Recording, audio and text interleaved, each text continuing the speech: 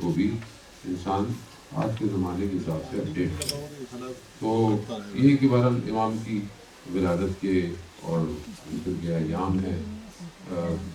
حدیث جو ہے وہ خود امام کی ہوئی، اسی سے میں اپنی جو ہے وہ گفتگو کا آغاز کرتا ہوں. امام نے جو ہے وہ آپ جانتے ہیں کہ امام مدینہ میں تھے اور مدینہ سے امام کو خلیفہ وقت نے بلایا اس گھبراہٹ سے کہ لوگوں کا آنا جانا زیادہ تھا.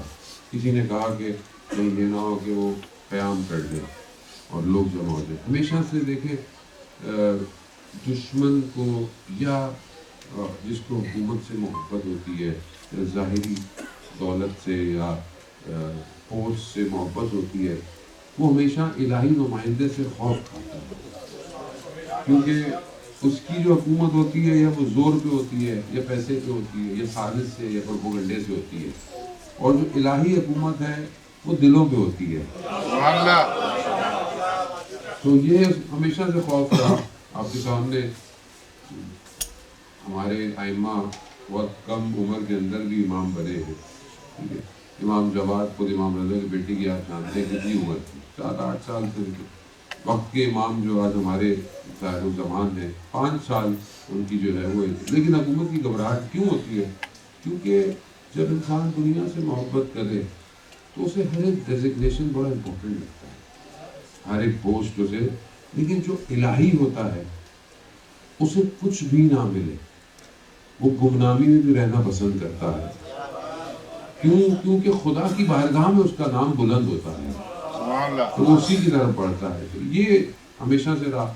تو امام کو انہوں نے بلا لیا کہ ہمارا اچھا طریقہ اختیار کیا کہ امام کو ایسے نہ بلائیں کہ بڑا ہم کوئی نہ کمیں ولی عہدی کے لیے کہ دنیا کو دکھانے کے لیے کہ میں تو ان کو اچھی پوسٹ دے رہا ہوں. اور یہ کو امام کو بلایا اور امام گئے اور تاریخ یہ کہتی ہے کہ امام جب مدینہ چھوڑ رہے تھے تو امام گریہ کرتے ہوئے جا رہے. پھر امام نے اپنے گھر والوں کو کہا کہ جو میں جا رہا ہوں میں واپس نہیں آؤں گا.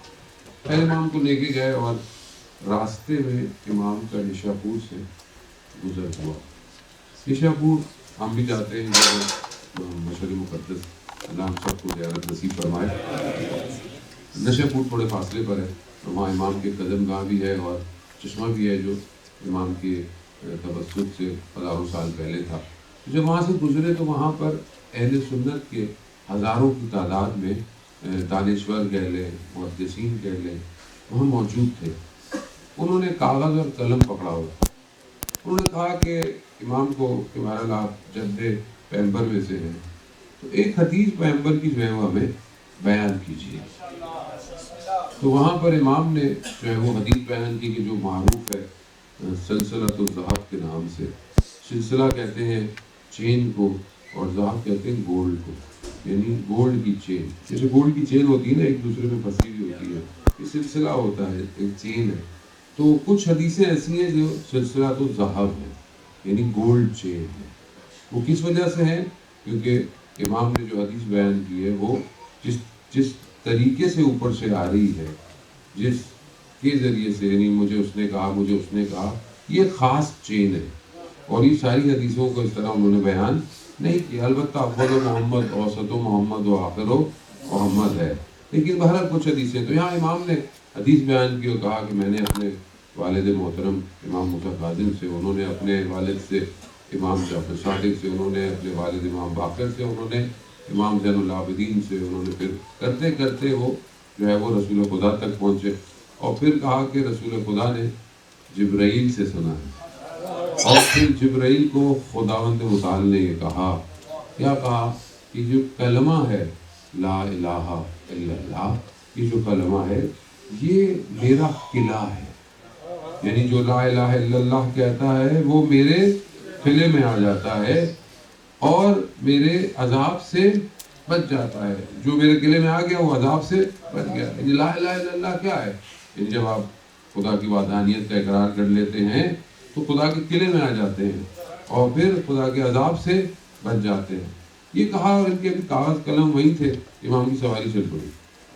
تھوڑا سا فاصلہ کیا تو امام نے پھر پردہ ہٹایا محمل کا اور کہا کہ اس قلعے میں داخل ہونے کی کچھ شرائط ہیں. قلعے میں داخل ہونے کی شرائط ہیں. وَأَنَا مِن شُرُوطِهَا, میں اس میں سے ایک شرط ہوں. یہ کہہ کر امام نے بتا دیا کہ مجھے مانے بغیر تم لا الہ الا اللہ کے قلعے میں داخل, یعنی بڑی خوبصورتی سے امام نے ان سب کو امامت کا میسیج پہنچا دیا. یہی طریقہ ہوتا ہے. دیکھیں ہمیں طریقے ائمہ سے سیکھنے چاہیے کہ کس طریقے سے پیغام پہنچانا ہے. یعنی معذرت کے ساتھ بریکٹ میں کہ مطلب یہ نہیں کہا کہ نہیں اس کو نہیں ماننا, اس کو نہیں ماننا, اس کو یہ نہیں کہا, مجھے ماننا ہے. جب تم مجھے مانو گے تو سب کچھ ویسے ہی گر جائے گا.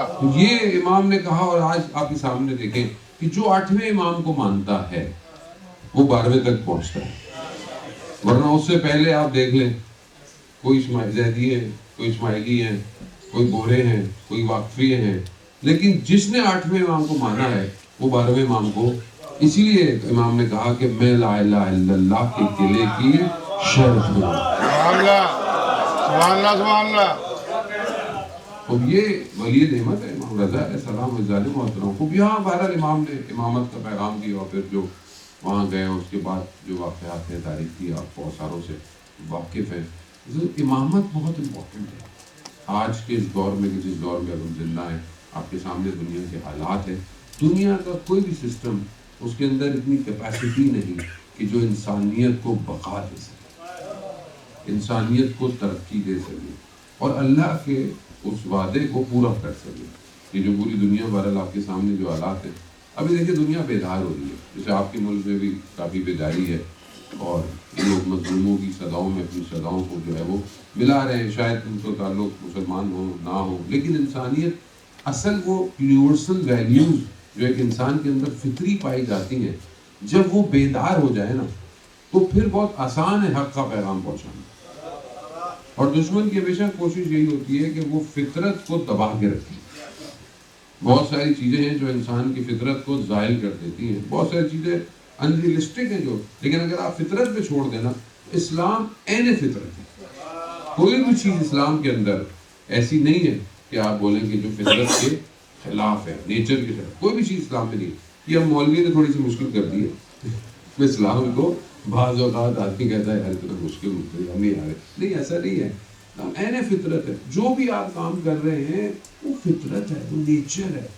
اور اللہ نے دین کو رکھا آسان ہے. لا اکراہ فی الدین بھی ہے کہ آپ مشکل, جبر بھی نہیں ہے, مشکل بھی نہیں ہے. یعنی اتنا روایات میں ہے کہ اگر تم حق کی تلاش میں ساری زندگی جستجو کرو اور مر جاؤ تو بھی تم حق پہ مرے ہو. یعنی خدا, دیکھیں خدا کی بارگاہ تو بہت رحمان ہے. خدا تو بعض اوقات چھوٹی چھوٹی چیزوں سے اپنے بندوں کو بخشنے کے لیے تیار کر رہا ہے.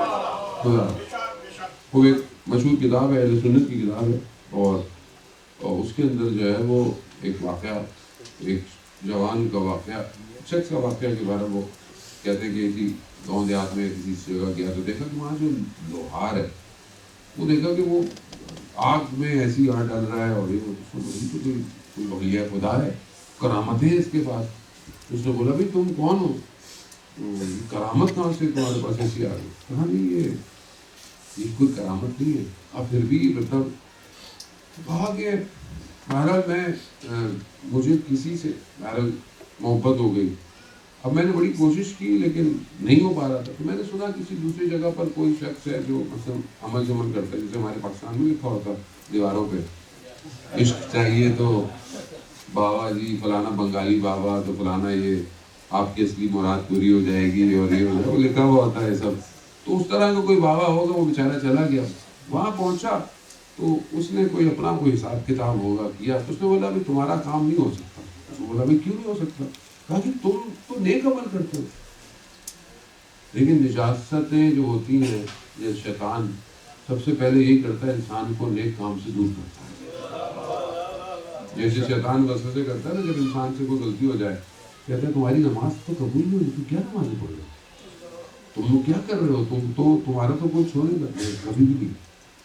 جو اچھا کام آپ کرتے ہیں چاہے تھوڑا ہی کرتے ہو اس کو ترک نہ کریں، کیونکہ یہی اچھا کام آپ کو بچا کے لے جائے گا۔ جس طرح سمندر میں کشتی ڈوب جائے مگر ایک لکڑی کا ٹکڑا بھی بچ جائے نا، وہ آپ کو کنارے پہ لے جاتا ہے۔ تو چھوٹی سی نیکی انسان کو، تو اس نے بولا بھائی نمازیں چھوڑو، عبادتیں چھوڑو، اس نے 40 دن کوئی نیک کام نہیں کرنا، پھر میرے پاس آؤ، پھر میرا جادو اثر کرے گا۔ اب جب انسان عاشق ہو جائے تو پھر کیا نہ کرے۔ تو خیر وہ چلا گیا، 40 دن بعد آیا، پھر اس نے کوئی اپنا رمل شمل کھیلا، اس نے بولا کہ نہیں تم نے کوئی نیکی کی ہے؟ ہاں میں نے 40 دن نماز نہیں پڑھی، عبادت نہیں پڑھی، کچھ بھی نہیں کیا۔ کہا نہیں تم نے کوئی نیکی کی ہے؟ اس نے کہا ہاں میں بھی تمہاری طرف آ رہا تھا، رستے میں پتھر پڑا تھا، تو میں نے کہا کہ کوئی گر نہ جائے، تو میں نے پتھر کو کنارے پہ کر دیا، تو وہ جادوگر جو تھا وہ کھڑا ہو گیا۔ کہا کہ 40 دن تم نے کوئی عبادت نہیں کی مگر پھر بھی خدا تمہیں تمہارے قدموں سے بچا رہا ہے۔ سبحان اللہ، سبحان اللہ، سبحان اللہ، سبحان اللہ، سبحان اللہ، قدموں سے بچا رہا ہے تمہیں، میں تمہارا کچھ نہیں کر سکتا۔ کہتا بارہ جب انسان نیکی کرے تو یہ چیزیں انسان کو حاصل ہو جاتی ہیں۔ خوب انسان عزیزان محترم، خوب یہ امامت کو انڈرسٹینڈ کرنا، سمجھنا بڑا ہے۔ آپ تاریخ میں دیکھتے ہیں کہ آپ کو نظر آتا ہے بہت سارے لوگ اطراف میں تھے مگر امام کو نہیں سمجھے۔ اس کی سب سے بڑی ایک وجہ باطل ہے۔ جب انسان کے اندر جو ہے وہ زنگ لگ جائے تو پھر انسان نابینا ہو جاتا ہے۔ کوشش یہی کرے کہ انسان اپنے آپ کو پاک رکھے۔ امام کو سمجھنا، امام کی معرفت سمجھنا، انسان اپنے آپ کو ذرا سا بہتر کرے، امام کھینچ لیتے ہیں اسے۔ آج کا دور اس لیے امپورٹنٹ ہے کہ بہرحال آپ سب جوان ہیں، اور جو لوگ بولے کہ نہیں وہاں صاحب ہم تو جوان نہیں، دل سب کے ماشاء اللہ جوان ہے، تو ذکر اہل بیت جو کرتا ہو وہ ہمیشہ سے جوان ہی رہتا ہے۔ تو عزیزان محترم، یہ بہت ضروری ہے کہ ہم نے اپنے امام کی آواز سننی ہے، ہم نے اپنے امام کو جو ہے وہ پہچاننا ہے، ہم نے اپنے امام کی زبان پر اپنے قدموں کو چھوڑنا ہے۔ اب یہ تبھی ممکن ہوگا کہ جب آپ ریڈی ہوں گے۔ اگر ہم غفلت میں ہوں گے تو ہم کبھی بھی کچھ نہیں کر سکتے۔ اسی لیے امامت عقلی طور پر سمجھنے یہ بہت ضروری ہے کہ بہرحال آپ روایات، حدیث اور یہ تو ہم سنتے رہتے ہیں، لیکن لاجیکلی یہ پروف کرنا کہ آج امام کی ضرورت ہے معاشرے کو، یہ بہت ضروری ہے۔ خلاصہ تیزی سے ساری باتیں آپ کے درمیان میں علماء اکرام ہیں، آپ سنتے رہتے ہیں کہ پروردگار نے 1,24,000 کو بھیجا اور پورا اسٹرکچر ڈیزائن کیا انسانیت کا۔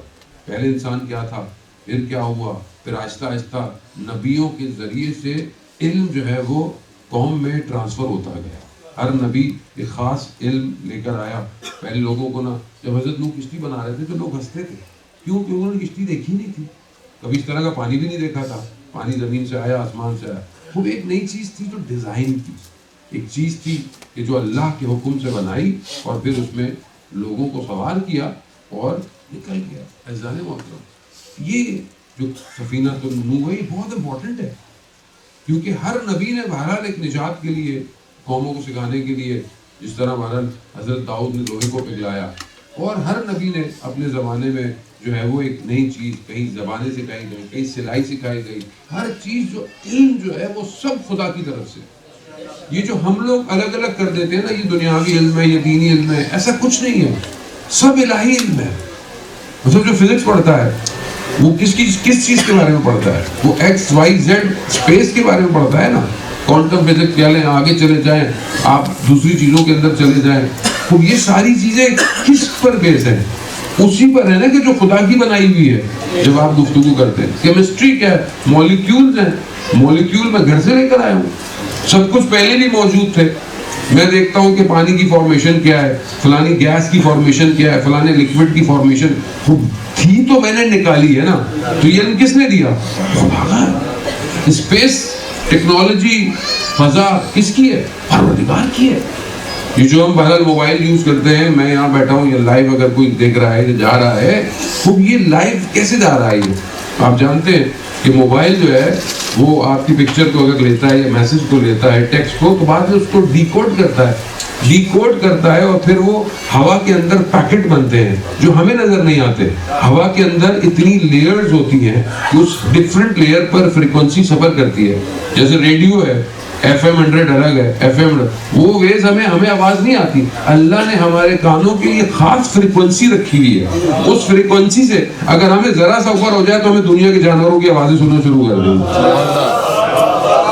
ہمیں نہیں آتی. جیسے حضرت سلیمان نے سورہ نمل کے اندر پروردگار نے کیا کہا, حضرت سلیمان نے کہا کہ پروردگار نے مجھے منطق الطیر یعنی مجھے جانوروں کی زبان بتائی ہے. کیسے بتائی؟ جانور باتیں تو پہلے بھی کرتے تھے, کیونکہ وہ جو فریکوینسی ہے جس میں وہ گفتگو کی جاتی ہے وہ حضرت سلمان کے لیے کھول دی گئی.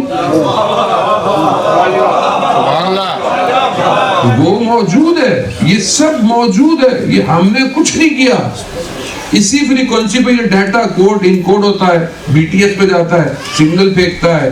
دنیا میں کہیں بھی جانا ہو ملی سیکنڈ کے اندر چلا. ہوا کس کی ہے؟ ہوا میں نے بنائی ہے. کون اس ہوا پہ چلا رہا ہے؟ کس نے ہوا میں اتنی کیپیسٹی رکھی ہے کہ آپ کا ٹریلین GB کا ڈیٹا کلاؤڈ بن کر ہواؤں میں تیر رہا ہے؟ خدا کا نظام ہے, ہمارا کوئی علم نہیں ہے, ہم نے صرف چیزوں کو ایکسٹریکٹ کیا ہے. تو اب یہاں کہنا جی مسلمان یہ کرتا ہے, مسلمان کا ہے ہی نہیں مسئلہ. انسان ہے, جو محنت کرے گا خدا اس کو دے دے گا. آپ محنت کریں خدا آپ کو دے دے گا. تو اس میں یہ بولنا کہ جی ہم نے کیا کیا یا ہم, نہ ایسی بات نہیں ہے ذہن محترم. تو کوئی بھی علم جو ہے وہ سب الہی علم ہے, اور یہ علم جو ہے وہ خدا نے دیا. انسانیت چڑھتی گئی, ترقی کرتی گئی, آخری نبی تک پہنچی. آخری نبی تک جب پہنچا تو پھر پروردگار نے دین کو کامل کر دیا. اب دین مکمل ہو چکا, دین کے اندر کسی چیز کی گنجائش نہیں تھی. اگر ہوتی تو خدا خود, اس لیے خدا نے کہا کہ میں نبوت کو ختم کر رہا ہوں, یہ آخری نبی ہے. 1,24,000 پروردگار تو نہیں بھیجے, اتنی انہوں نے زحمتیں کی. کوئی پانی کے اندر ہے, کوئی پتہ نہیں کس طرح رہ رہا ہے, کوئی زندان میں ہے, کوئی جو ہے وہ کنویں میں چلا گیا, کوئی قید. کتنا کرتے کرتے آخری نبی بھیجا پروردگار. اب کیا ہوگا؟ قیامت تک بشریت کا خود چلائے گی, خود اس میں عقل ہے اتنی, خود یہ اتنی بصیرت رکھتا ہے, خود یہ کر سکتا ہے. آپ ایک بلڈنگ بنائیں بہت خوبصورت, بہت زبردست, اور آپ بنا کر لوگوں کو دے دیں, ٹھیک ہے, بولیں تم خود سنبھالو گے. تو کوئی بولے گا کہ بھائی اس کا کوئی مینجمنٹ تو بنا دیتے, کوئی کمیٹی بنا دیتے, کوئی رول اینڈ ریگولر. یا مثال چھوٹی سی آپ مشین لیتے ہیں, نہیں کوئی آ جائے تو ساتھ میں لیفلیٹ آتا ہے. میں نے ورنہ کمپنی کیا کہتی ہے, میری گارنٹی نہیں ہے بھائی, اگر تم نے سوچ ادھر لگا دی ادھر لگا دی, میری گارنٹی نہیں ہے. تو اتنا بڑا سسٹم بنا کر خدا ایسے ہی دے دیتا. کوئی تو ہو کہ جو کم از کم اس سسٹم کو لے کے تو چلے آگے تک. ذہن محترم, وہ جو سسٹم تھا وہ خدا نے پہلے انٹروڈیوس کرا دیا تھا. وہ رات کہ جب انہوں نے پلاننگ کی مکہ میں کہ کیا کریں اس کا, یہ تو سنبھل نہیں رہا, تو آپس میں بیٹھے ہوئے تھے. تو انہوں نے کہا کہ کیا کریں. تو ایک بوڑھا سا بندہ جو ابلیس تھا وہ بن کے آیا, تو کہا ہم کیا کریں, کہا مار دو. کہا مار نہیں سکتے تھے, بہرحال قریش پھر بنی ہاشم تو بڑا قبیلہ ہے, کہا ایسا کرو ہر قبیلے سے ایک بندہ لو پھر مارو تاکہ یہ تم سب سے نہ لڑے. تو انہوں نے پلاننگ کی, پلاننگ کی بڑی اسٹرانگ تھی. پلاننگ کر کر پھر رات کو جو ہے وہ رسول خدا کے گھر میں کود گئے. مگر انہوں نے جیسے ہی چادر ہٹائی تو اللہ نے نیا سسٹم انٹروڈیوس کرا دیا.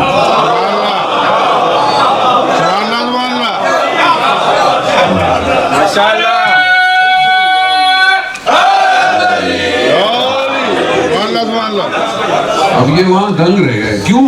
کیونکہ دیکھنے میں وہی لگ رہا تھا, دیکھنے میں وہی لگ رہا تھا, لیکن جیسے دیکھا یہ تو کوئی اور ہے, تو اسے کوئی اور نہیں تھا. اللہ نے لیلۃ المبیت میں ہی بتا دیا کہ تم مارنے کی جتنی پلاننگ کر لو, میں نے نیا سسٹم انسٹال کر دیا ہے. اب قیامت تک جب بھی مشکل آئے گی یہی سسٹم ہے جو انسانیت کو بچائے گا. آپ کے سامنے جب بھی مشکل آئے گی، جتنے وائرس آئیں گے اسلام میں، یہی ولایت کا اینٹی وائرس سسٹم ہے.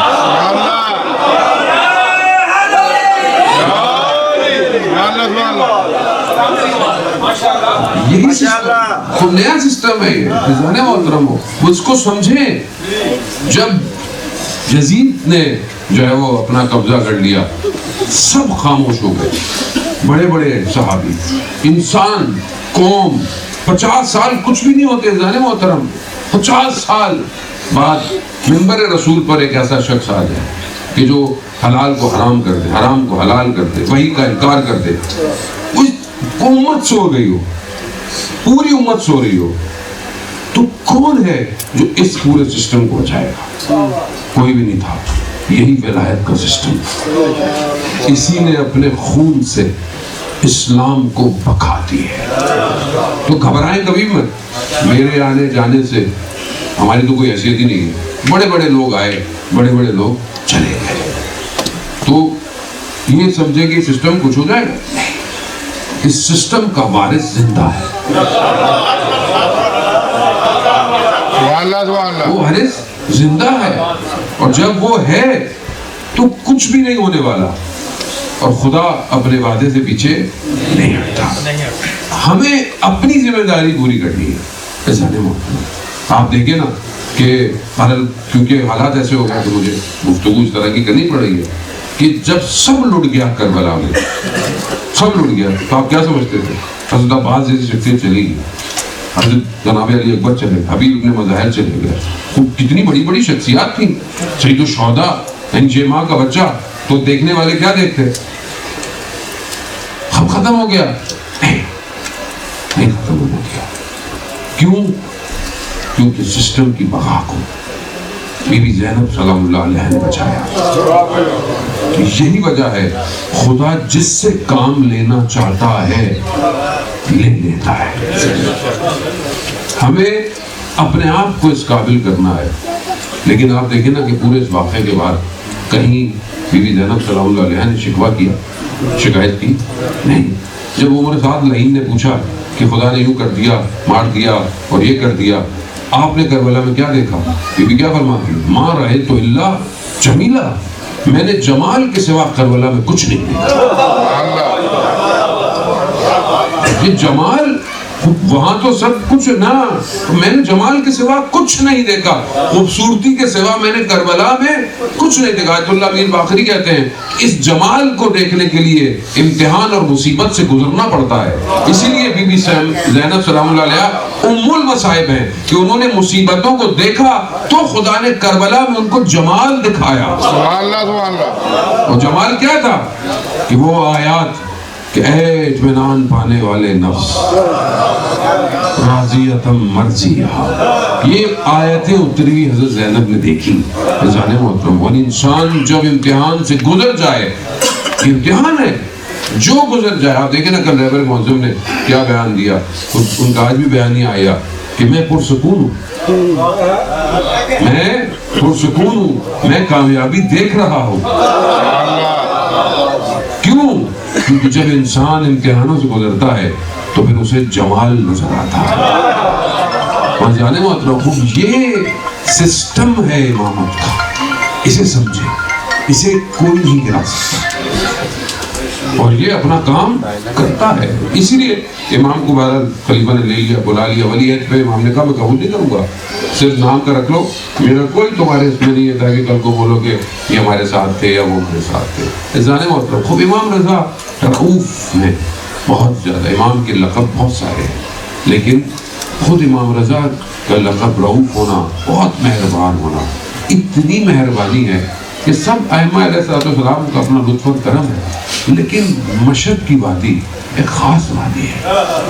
جو لوگ زیارت پہ گئے ہیں وہ اس چیز کو محسوس کر سکتے ہیں کہ جو حرم ہے، حرم کے جب اندر جاتا ہے اس کی مختلف صحن ہیں. ہر صحن کے اندر انسان کی کیفیت ہے.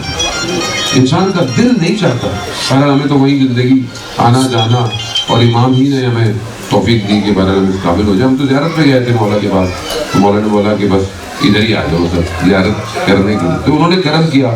اب آج تک مجھے وہ کیفیت کہ جب میں 20-22 سال پہلے پہلی دفعہ زیارت پہ جب میں گیا تھا, وہ آج تک محفوظ ہے. وہ صحن جو گوہر شاد کا ہے, وہ انسان کی جب, کیونکہ وہ وادی کوئی اور, جب آپ اس وادی میں جاتے ہیں نا, وہ وادی آپ کو کہیں اور نہیں چاہتی ہے. کیونکہ امام نے بہرحال امام کے لیے کوئی جگہ ضروری نہیں ہے کہ امام جگہ, لیکن وہ جگہ ایسی ہے, وہ روف ہے. اور جو لوگ زیارت پہ جاتے رہتے ہیں, جب وہ چھوڑتے ہیں نا اس جگہ کو, بڑی تکلیف ہوتی ہے. یعنی انسان بڑی مشکل سے وہاں سے باہر نکلتا ہے. یہ خاص ایک سکون ہے کہ خدا ہم سب کو وہاں کی زیارت نصیب فرمائے. یہ جو امام رؤوف ہیں, امام مہربان ہیں, یہ امام کی آپ دیکھتے رہتے ہیں بہت سارے ایسی چیزیں اور معجزات اور سنے ہوں گے. شیخ بہائی رحمۃ اللہ علیہ کے آپ جانتے ہیں کہ جن کا اپنا مرکز امام کے حرم کے اندر ہے, اپنے زمانے کے بہت بڑے مجتہد تھے, فقیہ تھے, اور کنسٹرکٹر تھے, آرکیٹیکٹر تھے, اور بہت سارے علوم پر ان کو دسترس تھی.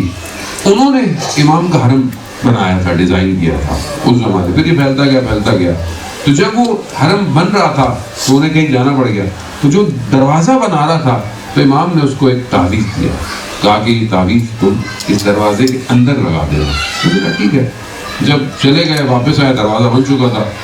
تو شیخ بھائی نے ان سے پوچھا کہ تم نے تعویذ لگایا؟ تو وہ جو دروازہ بنانا تھا اس نے کہا کہ نہیں, میں نے نہیں لگایا. کہا تم نے کیوں نہیں لگایا جب میں نے کہا تھا؟ کہا کہ میں سو رہا تھا رات کو, جب دروازہ کمپلیٹ ہو رہا تھا, تو امام میرے خواب میں آئے اور امام نے کہا کہ یہ تعویذ نہیں لگانا. 1 دن 2 دن, جب 3 دن میں نے لگاتار یہ خواب دیکھا, تو میں نے دروازہ ایسے ہی بنا دیا. شیخ بھائی بیٹھ گئے, گریہ کرنے لگے. تو وہ سمجھا کہ میں نے غلطی ہو گئی, مجھے معاف کر دے. کہا نہیں, کہا یہ جو میں نے تعویذ بنایا تھا نا, یہ تعویذ یہ تھا کہ کوئی بھی صرف اور صرف, یعنی اس کے اندر صرف حلال زیادہ اندر آئے, لیکن امام سب آئے. جب امام اپنے حرم میں سب کو آنے دے رہے ہیں, تو ہم مسجدوں میں بھی سب کو آنے دیا کریں. ہم مسجدوں میں بھی سب کو آنے دیا کریں. ہم امام بارگاہوں میں بھی سب کو. آپ کوئی بولے نہیں جی یہ دیر سے آتے ہیں, آنے دیں. بولے جی صرف ماتم کرنے آتے ہیں, کوئی بات نہیں. یہ صرف نیاز کھانے آتے ہیں, کوئی بات نہیں. نہ ماتم آپ کا ہے, نہ نیاز آپ کی ہے, امام کی ہے. جتنی دیر آئے, امام کا دسترخوان ہے, لے کے جائے, اس کی مرضی ہے. تو بس جانے محترم, یہی ائمہ کی سیرت, یہی ائمہ کی روش ایسی ہے. وہی مولانا صاحب کہہ رہے ہیں اپنے آپ کو آپ اپگریڈ کریں بہت ساری چیزوں میں, تولا میں بھی, تورا میں بھی. زمانہ بدلتا جا رہا ہے. ابھی زمانے میں اختلاف کے بجائے مشترکات پہ گفتگو کریں, تاکہ زیادہ سے زیادہ لوگ آپ کے ساتھ شامل ہو سکیں, آگے کی طرف بڑھیں ہم, کہ نام تنگ نظری ہو جائیں. ہمارا تو مسئلہ یہ ہے کہ جو ہماری بات سے ذرا سا مختلف ہو جائے, ہم تو کہتے ہیں کہ جنت میں بھی نہیں جائے گا. اور ہم اتنی تیزی سے ہم کہتے ہیں یہ بھی نہیں جائے گا, وہ بھی نہیں جائے گا, وہ بھی نہیں جائے گا. تو تمہیں لوگا جانا ہے, لوگا جا گا جنت خوشحالی ہے, رضا الہی ہے. جتنے لوگ ہوں گے اچھا ہی ہے نا. آپ کے حصے کی انگور کوئی نہیں کھائے گا. دنیا میں لوگ کہتے ہیں کہ دنیا میں انگور نہیں آنے دی پروردگار, تو وہاں تو شراب طہور پروردگار پینے دے. تو زیادہ محترم خود پازیٹیو انرجی پروڈیوس کرے. امام رؤوف, اور میں بہرحال امام کی حدیث آپ کی خدمت میں پیش کروں گا, اور پریکٹیکل اپنی لائف میں اس کو امپلیمنٹ کرے, کیونکہ بہرحال معصوم جانتا ہے انسان کو ڈیزائن کیسے کرنا ہے. انسان کی جو ڈیزائننگ ہے نا, یہ کسی یونیورسٹی میں نہیں سکھائی جاتی. بلڈنگ ڈیزائن کر لیں گے آپ پلین ڈیزائن کر لیں گے, آپ میزائل ڈیزائن کر لیں گے, آپ ٹرینیں ڈیزائن کر لیں, گاڑیاں الیکٹرک بنا لیں, دنیا جہان کی چیز کر لیں. انسان کے انٹرنل اسٹرکچر کو ڈیزائن نہیں کر سکتے. کیوں؟ کیونکہ کوئی انسان کو سمجھتا ہی نہیں ہے. کہ جب امام، آپ جانتے ہیں کہ ایک امام نے کہا کہ سلونی پوچھو جو پوچھنا ہے پوچھو، جب پوچھنے والے تھے ہی نہیں. ابھی ہم لوگ بالوں کا دستے ہیں کہ یار کیسے لوگ تھے، بالوں سر میں بال کتنے ہوں گے، یہ کتنے ہوں گے. ہم بھی ہوتے تو ہم نے بھی یہی پوچھنا تھا، کیونکہ ہم اپنی حالت ابھی تو دیکھیں، ہماری اپنی حالت ابھی کیا ہے، ابھی کیا ہے ہماری حالت ابھی. آپ خود سوچ رہے ہیں کہ ہم لوگ کیا سوچتے ہیں، کیا پوچھتے ہیں. دنیا کہاں جا رہی ہے، دنیا کدھر جا رہی ہے؟ دنیا ساؤنڈ کو انکریز کر رہی ہے. دنیا انڈر گراؤنڈ جو ہے وہ زیادہ روڈ بنا رہی ہے کہ شہروں میں شور کم ہو جائے.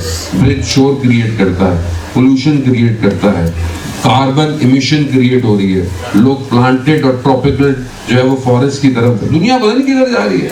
اور ہم لوگ ابھی تک ہمارے ممبر کے مسائل آپ دیکھیں، ایک دوسرے کو فلانے نے یہ کہہ دیا، فلانے نے یہ کر دیا، فلانے نے نوح خان نے. آپ سوچیں کہ یہ ممبر کہ جو نہ صرف دنیا بلکہ آخرت کی بقا کا ذریعہ ہے، اس کو کتنا اپ گریڈ ہونا چاہیے کہ دنیا کے بڑے بڑے دانشور ممبر کے نیچے بیٹھے ہوتے ہیں. سبحان اللہ. پھر وہ جاتے اور دنیا میں جا کر جو ہے وہ باتیں کرتے. وہ جانے ہوتا ہوں خود یہ ممکن کیسے ہو. یہ تبھی ممکن ہوگا کہ جب آپ اس میں اپگریشن لے کر آئیں گے، آپ چیزوں کو پھیلائیں گے. علامہ تقی جعفری رضوان اللہ تعالیٰ، آپ جانتے کہ وہ خود مشہد مقدس میں مولا کے حرم میں دفن ہے، اور جو ہے وہ بہت بڑے اپنے زمانے کے فلاسفر رہے ہیں. اور شرح نجم العلا کر رہے تھے تو بھارت زندگی نے ساتھ نہیں دیا، اکٹھا کیا. اتنی کتابیں آپ یقین کریں، مشکل سے مراد نہیں کہ زبان مشکل ہے، نہیں، مفہوم معنی اتنے مشکل ہیں کہ اتنے سال ہو گئے کہ میں اگر آدھا صفحہ ایک صفحہ پڑھوں تو زبان آتی ہے مگر مفہوم سمجھنا آسان نہیں ہے، یعنی کہ اتنا ہائی لیول پہ تھا. تو وہ کہتے ہیں کہ میں برلن میں کہیں گیا اور یونیورسٹی تھی، اور وہاں پر میں ہر کوئی آیا ہوا تھا اور دنیا سے لوگ آئے ہوئے تھے کہ انسان جو ہے اس کی قیمت کیا ہے، اس پر گفتگو کر رہے ہیں. دنیا کے بڑے بڑے جو ہے لٹریچر لے کر لوگ آئے، دانشور لے کر آئے، اور سب نے بہرحال انسان کی قیمت کو، ارزش کو بیان کیا. ان کی جب باری آئی ہے ممبر پہ جو بھی بیستا یونیورسٹی وہاں کھڑے ہوئے، اور انہوں نے کہا کہ انسان کی ارزش اس کا ارادہ ہے. ایک لائن بولی اور کہا کہ مگر اگر مثال کے طور پر انسان ایک 2 کمرے کے فلیٹ اس کی زندگی کا ارادہ ہے تو اس کی قیمت وہی ہے. انسان کا ارادہ ایک گاڑی ہے تو اس کی قیمت وہی لوہا ہے. انسان کی ارزش اگر ایک موبائل ہے، آئی فون ہے، تو اس کی قیمت وہی آئی فون ہی ہے. یہ بہرحال انہوں نے اپنے زبان میں کہا. اب یہ نیچے آ گئے، لوگوں نے تعلیم ہو جائے، کھڑے ہو گئے لوگ، ایک لائن میں انسان کی قیمت بیان کر دی. واپس گئے اوپر، کہا یہ میرا کال نہیں ہے، کہا یہ 1400 سال پہلے آخری رسول کے وصی کا کال ہے.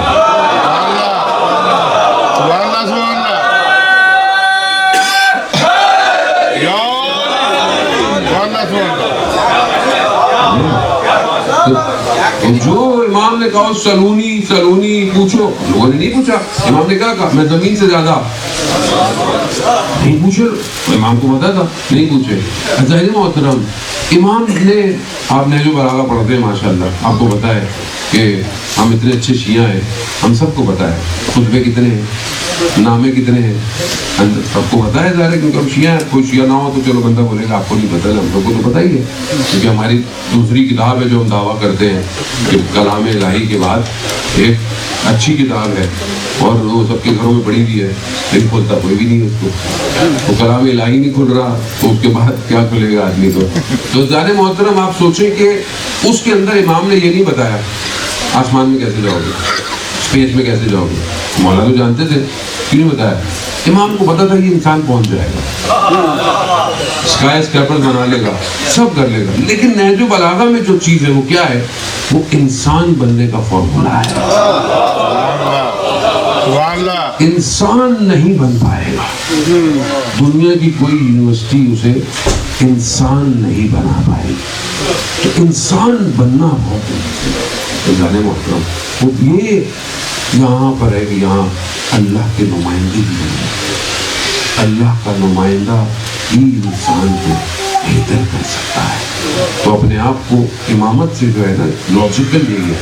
چاہے وہ اہل سنت کیا پیدا ہوں گے ہمارے یہاں غیبت میں ہے پیدا ہو چکے ہے ایک ہی مسئلہ نہیں ہے, اس میں اختلاف کی بات ہی نہیں ہے, کیونکہ جب ظہور فرمائیں گے تو پیدا ہو کے ہی آئیں گے, تو اس سے کوئی فرق نہیں پڑتا ہے. شخص ایک ہی ہے, خصوصیات ایک, نہ صرف اسلام میں بلکہ زار محترم جتنے بھی زندہ ادیان ہیں, چاہے وہ مسیحیت ہے, چاہے وہ جوڈازم ہے, چاہے وہ ہندوازم ہے, چاہے وہ بدھزم ہے, چاہے وہ یہ جو پارسیوں کا ہے, سب کے اندر آخری زمانے میں ایک منجی کا ذکر ہے, ایک نجات دینے والے کا ذکر ہے. نام الگ الگ ہے, کسی میں ماشے ہے, کسی میں کچھ اور ہے, کسی میں معود ہے, لیکن اس کی خصوصیات ایک ہی ہیں, ایک ہی ہیں. حتیٰ انجیل کے اندر کہ جو بعض جملے نقل ہوئے ہیں عزیزان محترم, وہاں پر بیان ہوا ہے کہ اس کا انتظار کرو. کیسے انتظار کرو؟ جیسے تمہیں رات کو یہ پتا ہو کہ تمہارے گھر میں کوئی ڈاکہ ڈالے گا, تو تم ساری رات کیسے انتظار کرو گے؟ انجیل کے جملے ہیں, تم جاگ کے انتظار کرو گے, کہا اس آنے والے کا اس طرح انتظار کرو, یعنی انتظار کرو. یہ ہے کہ انسان واقعاً دل سے امامت کو سمجھے, امامت کی کمی کو محسوس کرے. خود امام حسن کی اپنا حدیث ہے, کیا فرماتے ہیں کہ جس طرح تمہیں پیاس میں شدت میں پانی کی طلب ہوتی ہے, اگر تمہیں اسی طرح ہماری طلب ہو گئی تو ہم خود آ جائیں گے.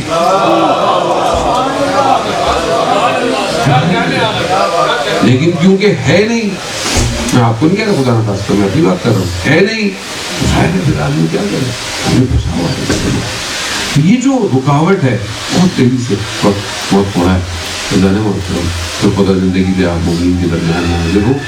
یہ جو رکاوٹ ہے نا, یہ کہاں ہے؟ یہاں پر بہرحال جو ہے وہ ایک شاعر ہے عطار, اور وہ اس نے فارسی کے اندر ایک معقولہ پہلے کے بیان کیا ہے کہ جیسے آپ دیکھتے ہیں کہ مختلف کتابوں میں باتوں کو سمجھانے کے لیے ایک تمثیل بنائی جاتی ہے, لیکن بعض لوگ کہتے ہیں کہ یہ حقیقت تھی, اور وہ جس شخص کا ذکر ہے وہ روم کے اندر اس کی جگہ ہے. روم میرا جانا نہیں ہوا تو میں اس کو بڑا ڈھونڈتا. تو عطار نے اپنی ایک پوئٹری کے اندر اس بات کو بیان کیا ہے کہ جو ہمارے لیے بڑی امپورٹنٹ مورل سٹوری ہے. عطار نے بیان کیا کہ ایک اولیاء خدا تھا, ایک بہت بڑا شخص تھا کہ اس کے 400 مرید تھے. یعنی 400, ان سوچیں کہ کتنا بڑا آدمی ہوگا کہ اس کے 400 مرید تھے. تو اس نے خواب دیکھا, یہ پتہ نہیں ایسا کیا کہ ہمیں حکم ہوا ہے کہ ہم روم جائیں اور وہاں پر جا کر اسلام کی تبلیغ کریں. تو مرشد جو کہے مریدوں کو ماننا, تو کہتے سارے مرید مرشد کے ساتھ جو ہے وہ چلے گئے. اب یہ وہاں پہنچے روم کی گلیاں, اور آپ جانتے ہیں کہ مسیحیت کرسچینٹی کتنی وہاں پر تھی اور ابھی بھی ہے. تو وہاں گزر رہے تھے گلی سے, تو وہ جو مرشد تھے ان کی نگاہ وہ ایک خاتون کی جو چرچ میں ہوتی ہیں ان کی, وہ کہیں باہر بیٹھی ہوئی تھی. اب شاید میں الفاظ میں آپ کو بیان نہ کر سکوں, اور وہ شعر اتنے سارے ہیں جو کہ شاعر نے اس خاتون کا نقشہ کھینچا ہے. یعنی اگر آپ 2-4 شعر پڑھیں تو آپ کو بھی جو ہے وہ کہیں اس پر محبت نہ ہو جائے. تو واقعی مطلب وہ کیفیت کو بھارت شاعر نے وہ بیان کیا ہے کہ کیا کیفیت تھی اور کس طرح کی کیفیت تھی. وہ جو مرشد تھے ان کی ایک ہی نگاہ پڑی اور وہ اسیر عشق ہو گیا. کیونکہ ادب احترام بھی آپ کو نمبر پہ الفاظ یوز کر رہے ہوتے ہیں, تو اسیر ہو گئے اس عشق میں کہ آپ سمجھ میں نہ آئے کہ کیا کرے. تو دوسرے دن جو طریقہ ہے اسلام ہی طریقہ ہے جانے محترم کہ گئے تقاضا ہے خواستگاری یعنی رشتہ مانگا کہ بھائی یہی طریقہ ہے جو اسلام ہمیں سکھاتا ہے. عشق سے منع نہیں کرتا پروردگار کہ آپ کو عشق نہ ہو, لیکن اس کی حدود ضرور بیان کرتا ہے بعض اوقات لوگ کہتے ہیں مولانا صاحب کچھ چلا دے دے, کچھ کر دے, تو ہم کہتے ہیں بھائی بیٹا جاؤ فلانے کے گھر رشتہ لے کے جاؤ. کہتے نہیں وہاں کا وہ تو ہمیں جانتے ہی نہیں ہے. میں کہا پھر بیٹا پھر دعائیں نہیں کر سکتے آپ کچھ نہیں کر سکتے. تو بہرحال وہ گئے اور انہوں نے وہاں پہ جو فادر تھے جو بھی تھے ان سے تقاضا کیا. اب وہ کیونکہ کرسچن تھے انہوں نے دیکھا کہ اتنا بڑا شخص اسلام کا آیا تو اندر بغض تو تھا. ان کا یہ موقع آ گیا ہے ان سے بدلہ لینے کا. تو اس نے بولا ہاں ہم دے دیں گے رشتہ دے دیں گے لیکن شرط ہے. کیا ہے؟ یہ جو آپ نے لباس پہنا اس کو اتارے. یہ جو ہمارا لباس ہے نا یہ جو چیزیں پہنی جاتی ہیں یہ پہن کر کل آئے. تو آپ عشق تو عشق ہے چاہے مرشد کوئی کیوں نہ ہو جائے. تو وہی کیا. دوسرے دن وہ جو ان کا لباس تھا زنہار کیا کیا پہنتے تھے لوگ تعجب کرنے لگے کہ یہ. اب جب آئے تو ان کا بھائی تو کہا اس کا جسے ہمارے یہاں کو مہر ہوتا ہے اس طرح دینا ہے تو اس طرح ان کا بھی کچھ بھرل تھا. تو بولا اس کے لیے آپ کو وہ بھی دینا پڑے گا. بولا کیا ہے؟ کہا 1 سال آپ کو یہاں پر خدمت کرنی پڑے گی. کس جگہ پر؟ کہ جہاں پر یہ سورج جو ہے آپ کو بتا وہاں کہا ان کی دیکھ بھالی کرنی پڑے گی. یعنی اسلام کی شخص کی جتنی تبلیغ ہو سکتی ہے کی جائے. انہوں نے کہا میں کروں گا.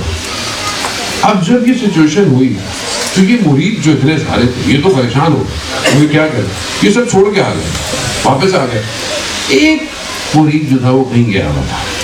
وہ جو واپس آیا اس نے بولا بھائی مرشد وہ کہہ رہے یار مرشد کا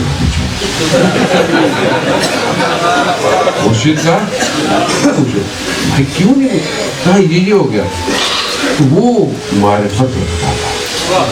اس نے بولا کہ دیکھو میں یہ نہیں کہتا کہ اس نے صحیح کیا یا غلط کیا لیکن مریدوں کا تقاضا یہی تھا کہ جو مرشد کر رہا تھا تمہیں وہی کرنا چاہیے تھا. مرید وہی ہے.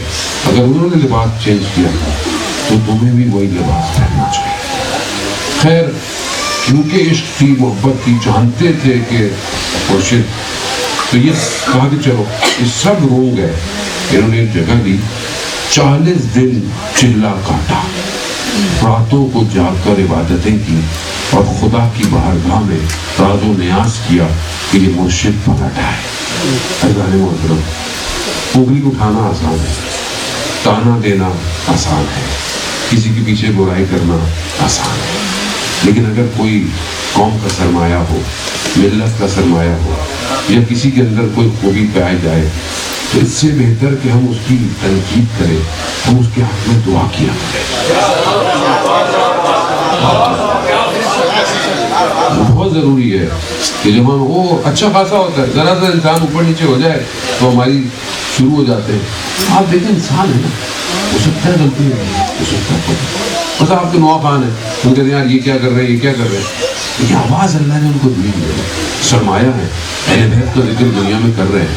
اگر غلطی ہو جائے تو تنقید کے بجائے پہلی چیز دعا کیا کہ پروردگار شیطان ہمارے سرمایوں کو چھینے نہ واپس لے کر آئے. اور پھر دوستانہ طریقے سے بھرا ہوتا ہے. انہوں نے یہ کیا راز و نیاز کیا چلا کاٹا یہ کیا 40 دن جو ہے وہ بیٹھے رہے روزے رکھتے عبادتیں کرتے. 39 رات کو اس مرید نے خواب میں رسول خدا کو دیکھا. رسول خدا کو دیکھا رسول آئے کہا یا رسول اللہ ہمارے مرشد ہیں. تو رسول خدا نے کہا کہ ٹھیک ہو گیا ہم نے اسے کر دیا جاؤ صبح چلے جانا. اس نے وہ لباس توڑ دیا. وہاں پر اس مرید نے کہا یا رسول اللہ مگر یہ ہوا کیسے. یہ کتنی محنت جو میں نے آپ کی دی پھر اس نقطے کا کہ یہ ہوا کیسے. وہ تو اتنا پارسا تھا وہ تو اس مقام پر تھا. رسول کو میں نے کیا فرمایا کہا کہ اس کے قلب میں ایک غبار آ گیا تھا. غبار کس کو کہتے ہیں پتہ ہے آپ کو یہ جو ڈسٹ پارٹیکل ہوتے ہیں نا جب آپ سورج میں دیکھتے ہیں نا آپ کو روشنی کے پارٹیکل پڑے ہو تو آپ تھوڑا سا جمع ہو تو آپ دیکھتے ہیں کچھ اڑا ہے کیا ہے؟ آنکھ دیکھ بھی نہیں سکتی اس کو، غبار اسے کہتے ہیں۔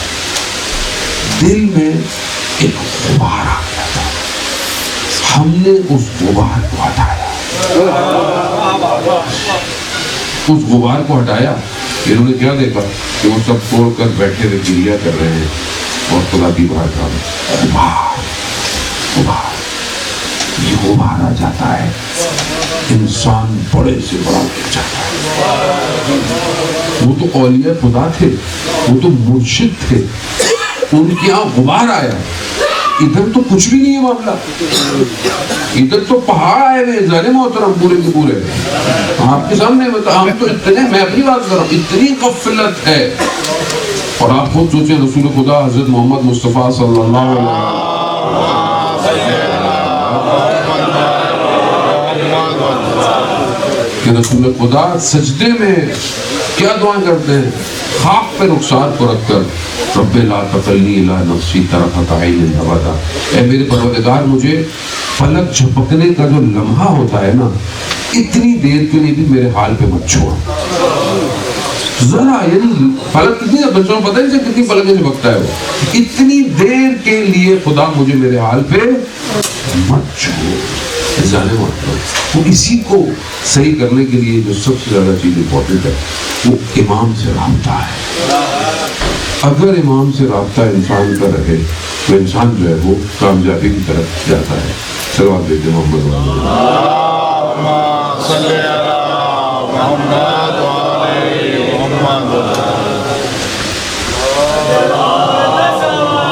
صلی اللہ محمد علیہ محمد۔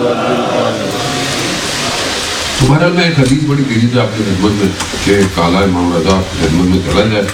امام رضا کی وادی بہترین وادی ہے، پنجرہ فولاد ہے، اور اس میں بھی جہاں شفا انسان کو ملتی ہے، وہ خدا کرے کہ بہرحال ہمیں نصیب ہو اور ہم وہاں جائیں۔ اللہ محترم امام کی بارگاہ میں جو بھی گیا ہے وہ کبھی بھی خالی ہاتھ نہیں گیا۔ اور علامہ طباطبائی رضوان اللہ تعالیٰ علیہ کی، جن کا میں نے کل بھی آپ کی خدمت میں ذکر کیا، امام علامہ طباطبائی کا حرم میں مشہد میں کسی نے ہاتھ چھوڑنے کی کوشش کی تو انہوں نے ہاتھ پیچھے کھینچا۔ انہوں نے کہا کہ یہ جو حرم ہے نا، اس کے صحن کی خاک ہم سے کہیں زیادہ ارزش رکھتی ہے۔ حرم کی صحن کی خاک، جو ان ہستیوں کو جانتا ہے وہ دیوانہ وہاں آتا ہے، وہ عاشقوں کی طرح آتا ہے، اس کی کیفیت الگ ہے۔ کاش کے بہرحال ہمیں وہ معرفت نصیب ہو کہ ہم اپنے امام کی فارسی میں کلام کا برن اس کا تھوڑا سا خلاصہ نہیں تھا کہ میں مولا آپ کے پاس آ گیا ہوں، میرا دل جو ہے نا وہ ٹوٹا ہوا ہے، شکستہ ہے، اور اس پوری دنیا میں میں نے اپنے دل کا خریدار صرف آپ کو پایا ہے، تو میرے اس ٹوٹے ہوئے دل کو مولا خرید دیجیے۔ یہ رابطہ ہے ہمارا،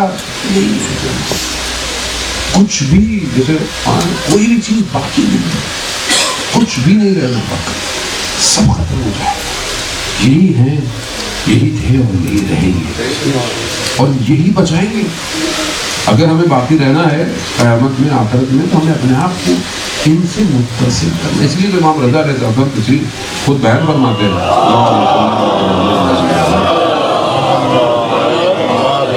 امام فرماتے ہیں کہ جو میری زیارت پہ آئے گا تو میں 3 جگہ اس کی زیارت پہ آؤں، 3 جگہ۔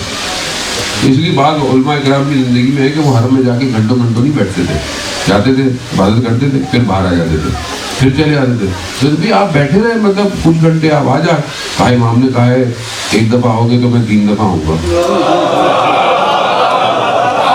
آتے جاتے رہتے ہیں تاکہ ظاہر ملٹی پلائی پہ 3 ہو جائے گا۔ خوب یہ عقل تو یہی ہے، معرفت بھی یہی ہے۔ تو جتنی وہاں ضرورت ہے کہیں ضرورت نہیں ہے ظالم محترم، شاید ہم لفظوں میں بیان نہ کر سکیں یوم حسرت کو، اس دل کو جہاں نہ ماؤں بہنوں کے بہن کام آئیں گے، مجرم اپنے چہروں سے پہچانے جائیں گے. یہ مناجات امیر المومنین کی جملے ہیں کہ مجرم اپنے چہروں سے پہچانے جائیں گے.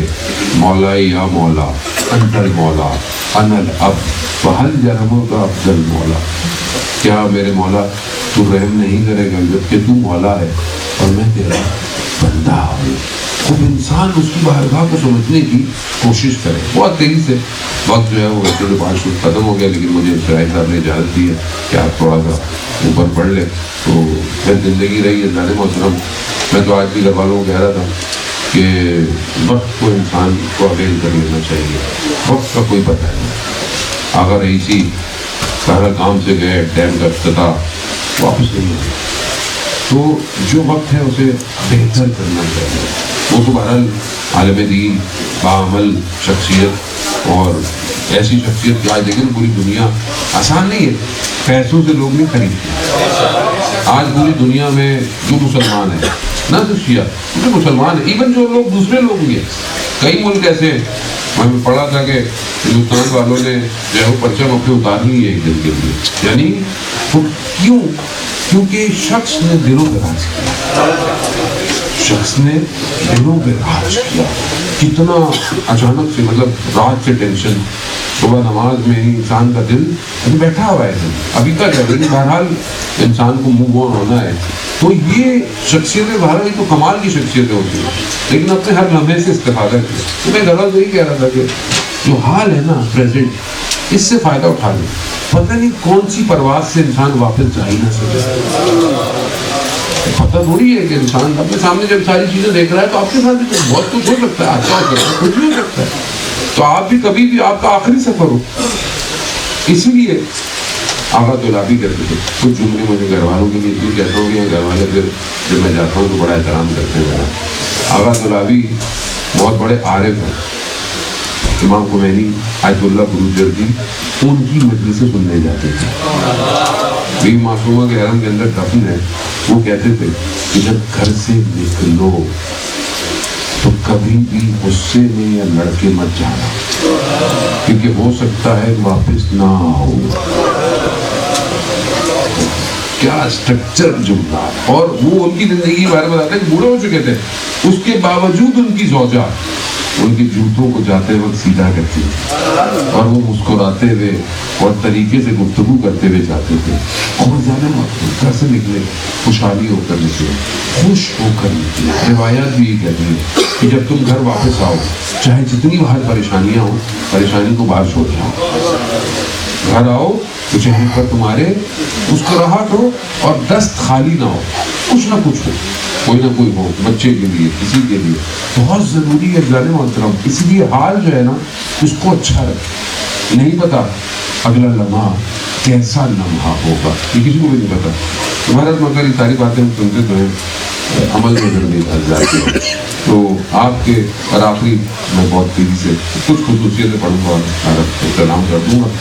اور جانے محترم امام رضا علیہ السلام نے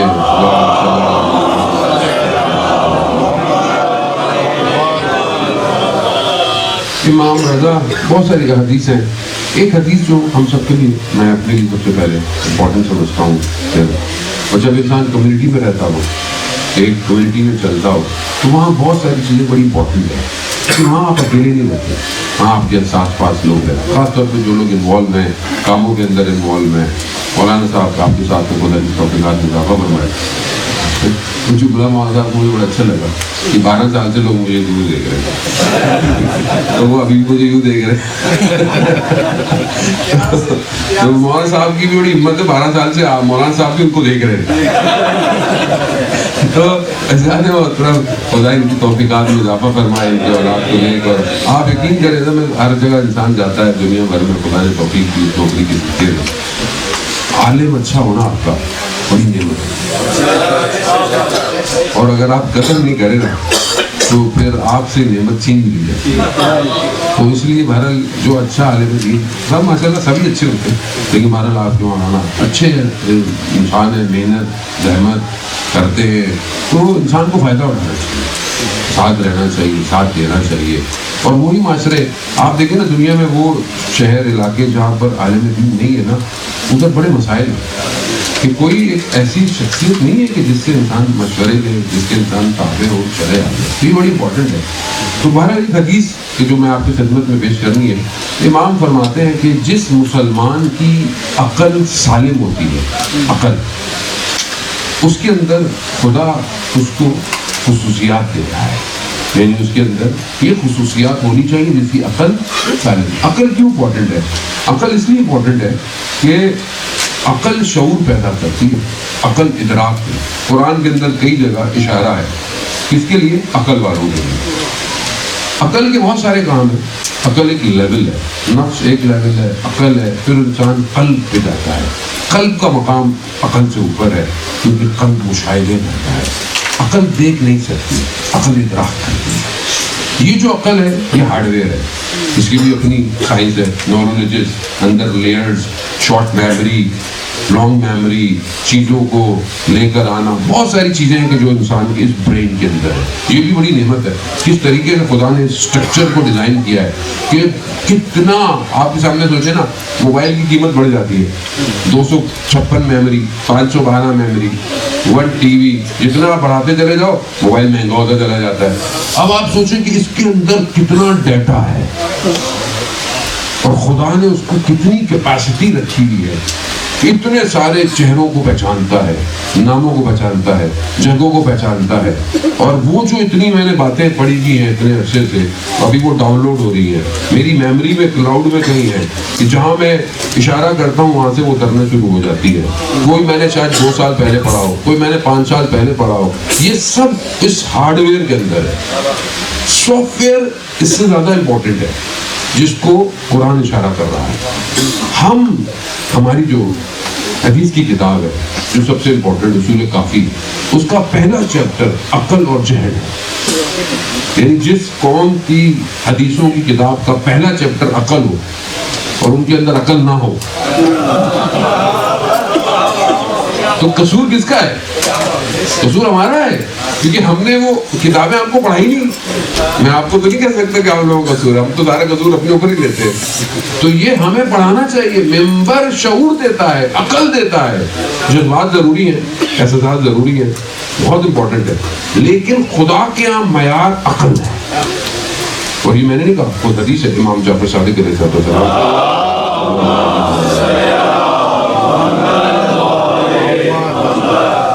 اب آپ کہتے ہیں کہ اوہ ماشاء اللہ بڑی نمازیں پڑھتا ہے، بڑے سجدے کرتا ہے، اوہ بڑے ماتم کرتے ہیں کہ ہر وقت ماتم ہی کرتے رہتے ہیں، بڑی یہ کرتے رہتے ہیں، بڑا وہ کرتے رہتے ہیں.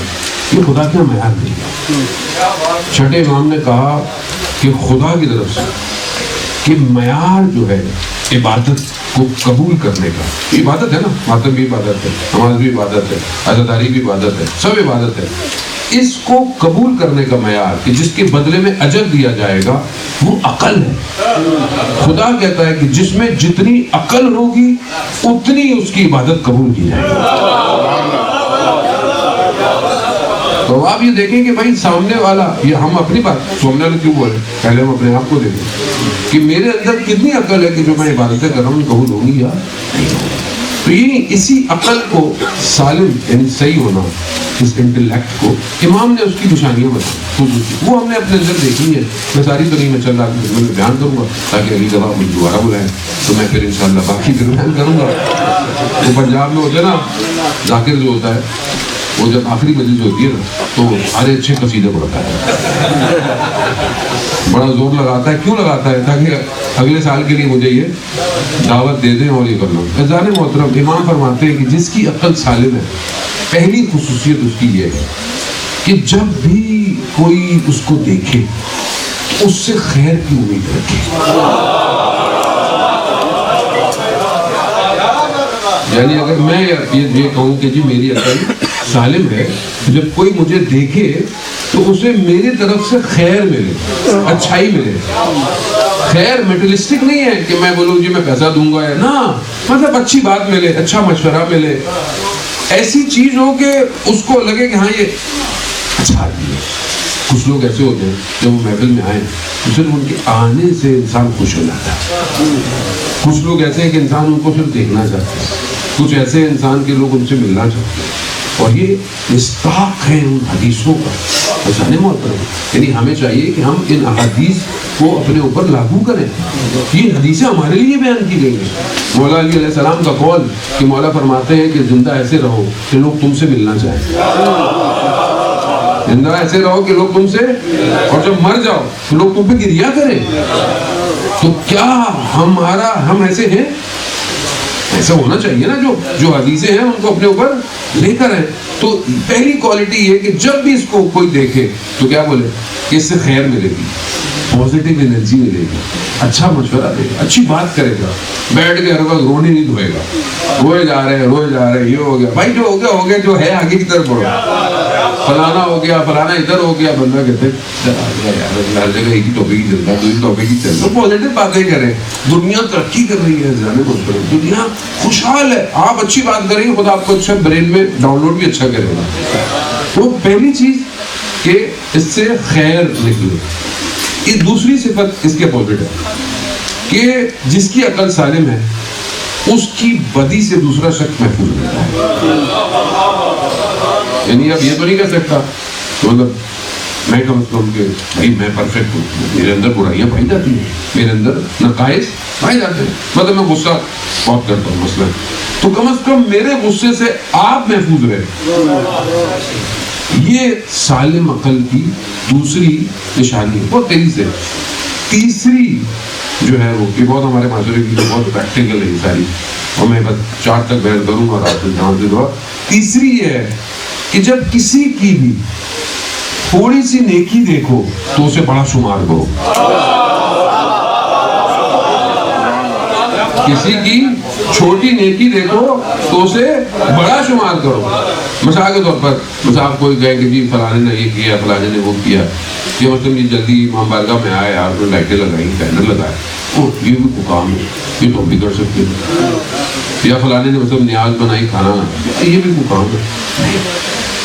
آپ بولیں کتنا شخص ہے یار، اپنا ٹائم نکالا، جلدی کی، اس نے زحمت کی، کتنا آیا، اس نے مسجد میں لائٹیں لگائی، خوشبو لگائی، کیونکہ یہاں ذکر ہونا تھا. یعنی کہ چھوٹی سی نیکی کو آپ نے کھینچنا شروع کر دیا. مثال کے طور پر ہم مولویوں کے لیے ایک ہی کام کرتے ہیں، قرآن پڑھاتے ہیں، وہ کام معاشرے میں جو قرآن پڑھاتا ہے وہ کوئی کام نہیں کرتا. لیکن آپ یہ بھی تو کہہ سکتے ہیں قرآن پڑھاتا ہے، کلام الہی پڑھاتا ہے، وہ کتاب کی جو جاویدہ معجزہ ہے وہ پڑھاتا ہے،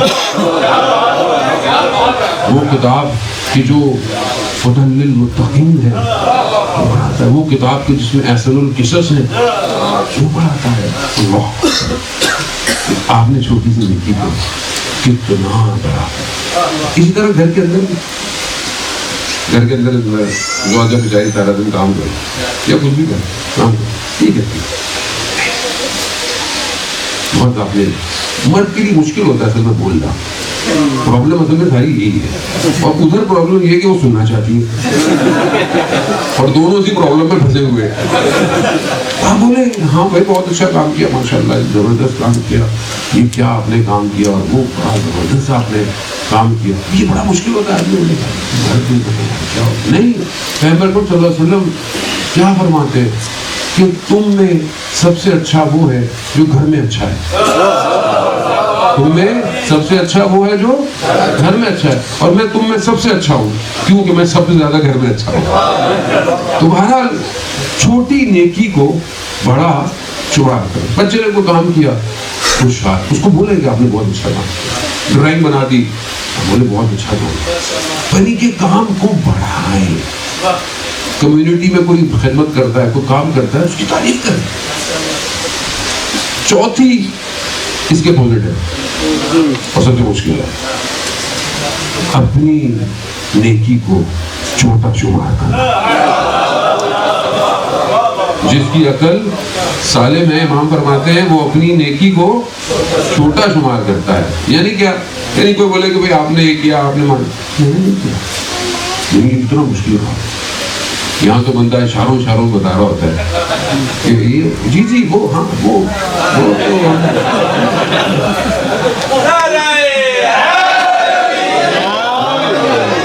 بڑا مشکل ہے. بہت مشکل ہے کہ انسان جو ہے وہ اپنی نیکی کو چھوٹا شمار کرے، وہی بہت مشکل کام ہے۔ معاشرے میں آپ چند لوگ بیٹھے ہو، آپ کے سامنے کسی کی تعریف کی جائے اور آپ تھوڑی دیر کے بعد اس کے ساتھ کیا ہی خاص طور پہ جب علماء کرام آپ ایک کی تعریف کریں ایک کے سامنے بیٹھ کے، اگلا والا دل میں بولے گا یار اس کو میں نظر نہیں آتا۔ مشکل ہے، بہت مشکل، لیکن امام جانتے ہیں کہ انسان کی اندر کے اسٹرکچر کی ڈیزائننگ کیا کرنی ہے۔ اب یہ بھارت میں چاہ رہے تو اتفاق کر رہا ہوں، ٹائم اوپر ہو گیا، باقی انشاءاللہ بعد میں یہ کوالٹیز اگر معاشرے میں آ جائے، کمیونٹی میں آ جائیں تو آپ دیکھیں آپ کیسے چلیں گے۔ آپ جس کو ملیں گے بولیں گے ماشاءاللہ کتنا اچھا کام کیا، کبھی کسی کی برائی نہیں کریں گے بیٹھ کے۔ اگر کسی نے تھوڑا بہت کیا ہوگا آپ کہیں گے نہیں یار کم از کم یہ کام تو کرتا ہے۔ اور جہاں بیٹھیں گے خود پسندی کا شکار نہیں ہوں گے، اپنے عجب کا شکار نہیں ہوں گے، اپنے آپ کو دکھاوے کا شکار نہیں ہوں گے کہ میں نظر آؤں، میں ہوں، میں نظر آؤں، میرا بولا جائے، نہیں ہوں گے۔ کیوں؟ اگر میں نے کچھ کیا۔ امام خمینی جیسی شخصیت کہ جب انقلاب لے کر آئے لوگوں نے بولا کہ کیا کیا، امام نے کہا میں تو کچھ بھی نہیں کیا، جو بھی کیا ہے سب خدا نے کیا، اور ہم نے تو اپنی ذمہ داری ادا کی۔ یہ وجہ جب جہاز میں آ رہے تھے تو جو رپورٹر جس نے بولا مطلب جہاز میں بم ہو تو پھر آپ کیا سوچتے ہیں لوگ آپ ادھر جائیں، مجھے تو کوئی نہیں ہے۔ کیوں؟ کیونکہ ہم نے تو اپنا وظیفہ انجام دینا تو نہیں دیا، تو خدا کی مرضی ہے، نتیجہ خدا کے ہاتھ میں۔ ہمیں بھی کمیونٹی میں اپنی ڈیوٹی انجام دینی ہے۔ میں نہیں کروں گا تو کمیونٹی نہیں، ایسا نہیں ہے، دنیا چلتی رہتی ہے، کسی کے آنے جانے سے دنیا نہیں رہتی۔ ہاں آپ چاہتے ہیں باقی رہیں تو آپ پھر کام ایسا کریں کہ آپ کا ذکر باقی رکھا جائے، اور وہ ممکن نہیں ہے جب تک آپ اطاعت کا پیکر نہ بنیں۔ اپنے آپ کو لیکن آج ہمیں کتنے لوگوں کے نام یاد ہیں، ہمیں کربلا میں کربلا والوں کے نام یاد ہیں، اصحاب ائمہ کے نام یاد ہیں، اصحاب پیغمبر کن کے نام جنہوں نے اپنے آپ کو اطاعت کی۔ آپ کے سامنے حضرت سلمان فارسی جیسی شخصیت کہ انسان کس طرح اس مقام پہ پہنچا ہے۔ بہرحال ایک آخر جملہ اور آپ نماز سے دعا کہ ایک شخص کو رسول خدا سے ایک صحابی کو محبت کی بڑی، اور وہ صرف رسول خدا کو دیکھنے آتے تھے بس، کہ وہ بیٹھے ہوئے رسول خدا بھی جانتے تھے کہ یہ صرف مجھے دیکھنے آئے، جب بیٹھے ہوتے تھے تو اپنے آپ کو تھوڑا سا بلند کرتے دیکھ کے چلا جائے۔ ایک دن اس نے بولا کہ میں ایسا چاہوں کہ میں پہلا شخص ہوں رسول خدا صلی اللہ علیہ وسلم کو دیکھے، پہلا شخص ہوں۔ تو یہ بڑی جلدی صبح مسجد کی طرف گیا، اس نے دیکھا راستے میں بھی کوئی اتنے زیادہ آسار نہیں ہے، کوئی گیا جو وہاں دیکھا تو وہاں جا کے کیا دیکھتا ہے کہ حضرت سلمان فارسی بیٹھے ہیں۔ تھوڑا سا غصہ ہوا، حضرت سلمان کہاں سے آئے ہو؟ آسمان زمین سے، کدھر سے آئے ہو؟ اور قدموں کے نشان بھی اتنے نہیں ہیں۔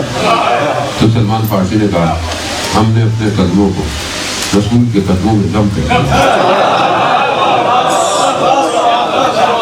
یعنی جو جتنا اپنے آپ کو دم کرے گا وہ سلمان و منا اہل بیت۔ عزیزان محترم، اگر چاہتے ہیں کہ ہم بھی زندہ رہیں تو اپنے امام پر اپنے آپ کو قربان کریں۔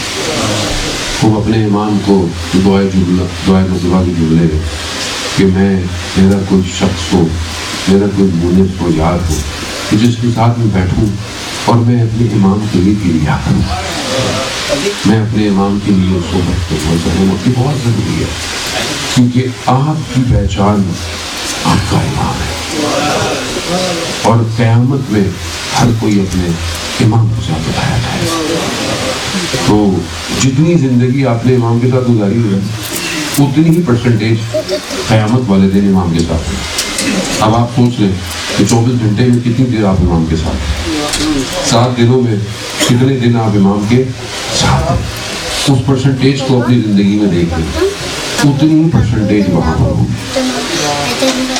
بہت ضروری ہے کہ عشق کی کیفیت امام والے ساسا ابن سوہان کی شہادت امیر المومنین میں کہ ولادت کا دن ہے، لیکن بہرحال ایک مجاہد، ایک وہ کہ جو خود امام کا دربار ہو چلا جائے تو امام بھی محبوب ہے۔ ساسا ابن سوہان جب شہادت کے ایام تھے مسجد کوفہ کے اس واقعے کے بعد امام کے گھر کے باہر بیٹھا ہے. امام سب کو کہا کہ چلے جاؤ. امام حسن مصطفیٰ علیہ السلام باہر آئے, دیکھا کہ باہر بیٹھا ہے, کہا کہ تم ابھی تک گئے نہیں. کیا کہتا ہے؟ میرے خطوں میں جان نہیں, تم مولا کو چھوڑ کر نہیں جاؤ. اللہ نے عشق کہ مولا میں کہاں جاؤں. انسان کے وجود سے آواز آئے متا ترانا اور راقہ, کہ کب آپ ہم کو دیکھیں گے مولا, اور کب جو ہے وہ آپ ہمیں دیکھیں. اور یہ بہت ضروری ہے کہ انسان اپنی زندگی کو اس طرح ڈیزائن کرے. اسی دعا کے ساتھ کہ پروردگار مجھے واسطہ امام رؤوف کا, امام مہربان کا, امام حسن کا, کہ جو ولی نعمت ہے, پروردگار امام زمانہ کی قبول میں تاجیل عطا فرما, ہمیں ان کے ناصروں ان کے مددگاروں میں شمار فرما. حاضرین مجلس کی تمام جائز خواہشات کو پورا فرما. مجھے کسی نے پرچی دی ہے کہ کسی نے اولاد کے لیے خاص طور پر کہا ہے, اور رضا آباد بھائی اور مولانا آباد ان کے لیے بھی انہوں نے بھی کہا ہے کہ بھائی کی اولاد نہیں ہے 12 سال. پروردگار امام رضا کے صدقے میں ان سب کو اولاد صالح اور نرینہ عطا فرمائے. پروردگار امام جواد کا واسطہ امام رضا کو, آپ جانتے ہیں کہ امام جواد بہت دیر سے پیدا ہوئے تھے. امام رضا کا پروردگار تجھے امام جواد کا واسطہ کہ تمام بے اولادوں کو اولاد صالح اور نیک عطا فرما. جن کی اولاد ہے انہیں باقت الصالحات قرار دے. پروردگار ہمارے مرحومین کی مغفرت فرما, اور جو لوگ بیمار ہیں امام رضا کے صدقے میں ان تمام کو, جن کو کینسر ہے, مجھے بھی کسی نے بہت سے لوگوں نے ان تمام سے دعا کی ہے, پروردگار ان تمام لوگوں کو شفائے کاملہ اور عاجلہ عطا فرما. حاضرین میں بیٹھوں ہوں کی تمام شرعی حاجات کو پورا فرما. پروردگار اس کمیونٹی کو مستحکم, منتظر اور بہترین کمیونٹی قرار دے. امام کو اس کمیونٹی سے راضی فرما, اور ظہور میں اس کمیونٹی کو سب سے آگے بڑھنے کی توفیق عطا فرما. ہمیں قرآن کی تعلیمات پر عمل کرنے کی اور اس کو پڑھنے کی, اس کو سمجھنے کی توفیق عطا فرما. ہمارے امام کو ہمارے اعمال سے راضی فرما. پروردگار فلسطین میں آنے والے واقعات, غزہ میں جو بڑا مظلومیت ہے, پروردگار ان کی حمایت فرما, اور اسلام کو اور عالم اسلام کو متحد ہو کر ایک آواز کے ساتھ مظلوموں کی یکجہتی کی توفیق عطا فرما. پروردگار جہاں بھی دنیا میں مسلمانوں کے حالات خراب ہیں, انہیں جو ہے وہ مشکلات سے آسانی فرما, انہیں کامیابی عطا فرما, دشمنوں کے شر سے فتنوں میں کامیابی عطا فرما. پروردگار ہم پتہ ہیں, ہمیں مرنے سے پہلے استغفار کی توبہ کی توفیق عطا فرما. بہت سارے لوگ بے گناہ اسیر ہیں, پروردگار تجھے واسطہ امام موسیٰ قاسم کی اسیری کا انہیں جلد سے جلد رہائی عطا فرما. ہمارے جوان بہت ساروں نے تمام سے دعا کی ہے, بیٹیاں کسی کے ہیں, جوان بیٹے ہیں, پروردگار ان کے لیے بہترین کف کا انتظام فرما. پروردگار ہمیں اہل بیت ائمہ کی سیرت پر چلنے کی توفیق عطا فرما, حج عمرہ کی توفیق عطا فرما, زیارات مقدسہ کی توفیق عطا فرما, علماء اکرام مہاراج اکرام کو طول عمر اور سلامتی عطا فرما. پروردگار جس طرح دشمن آج کے حادثے سے خوشحال ہے, ان کی خوشحالی کو جلد سے جلد غم میں تبدیل ہونے کی توفیق عطا فرما. پروردگار ہمیں بہت تیزی سے اپنے امام کے لیے تیار ہونے کی توفیق عطا فرما. اللہم ارزقنا زیارت الحسین فی الدنیا و شفاعتہ فی الآخرہ. صلوات بیت محمد.